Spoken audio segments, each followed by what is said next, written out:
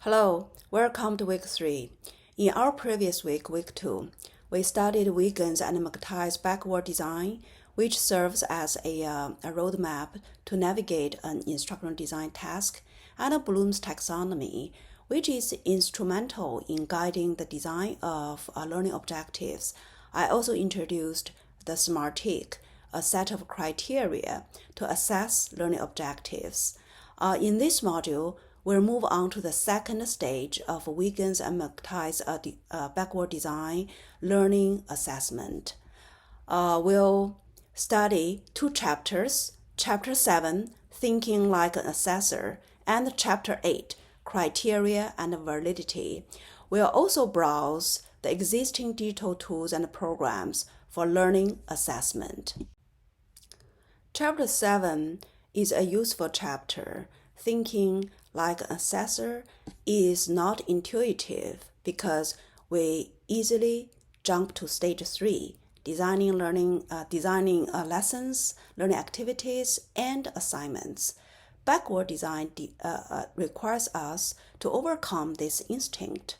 Once we have crafted the learning objectives, the next step is to design and develop the corresponding learning assessments that align with the learning objectives. To help us design assessments, Wiggins and McTighe offer several useful tools, including the GRASPS model for developing performance assessments, lots of examples from different content areas, and an explanation of how the 6 phases of understanding can help us craft just the right assessment tasks. Too often, we rely only upon multiple choice quizzes and short answer items to assess evidence. It is important to realize that traditional tests are limited in their ability to measure true learning.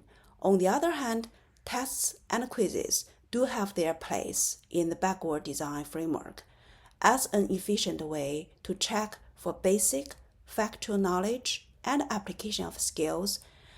They should be used formatively to see if students are acquiring what they need in order to succeed on the performance assessments. My question here is, when reading this chapter, reflect on a performance assessment you are currently contemplating. How does Chapter 7 inspire you to consider or reconsider and redesign the approach to crafting a performance assessment? For performance assessments, we need to develop a rubric that clearly outline our criteria. It is crucial that we check our assessments for validity by asking 2 key questions. Could a student do well on this task but really not demonstrate the understandings you are after? Second, could a student perform poorly on this task but still have significant understanding of the ideas? If you answer yes to either question, your assessment has a validity problem. We also need to consider the reliability of our assessments. If a student's understanding is measured by only 1 score on 1 test, we cannot necessarily infer that they understand. We need to give students multiple opportunities to show their understanding over time. The big question here is, what was your big aha moment in this chapter? What concept will lead to the most significant change in the way you assess student understanding? The second topic we'll explore in week 3 is digital tools programs for learning assessment. The utilization of digital assessment tools represents a significant and meaningful trend. Digital technology indeed plays a crucial role in learning assessment. We are not merely discussing the conversion of traditional paper-pencil-based quizzes into online formats, often referred to as digitized or digitalized learning assessment. Instead, our focus is on exploring the digital tools that have revolutionized the landscape of learning assessment. There is no need to experiment with every program mentioned in the learning materials. There are over 20, 30, or even more discussed in those learning materials.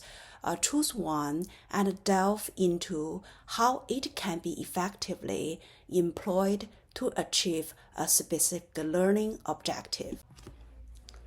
In this introductory video, I provided a brief overview of learning assessment, focusing on Chapter 7 and Chapter 8 in Wiggins and McTighe's book, and the digital tools and programs for learning assessment.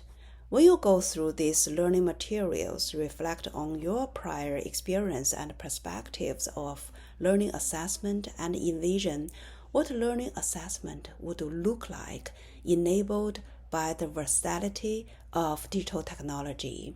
Look forward to your sharing your insights and thoughts on this week's learning materials in the video and discussion.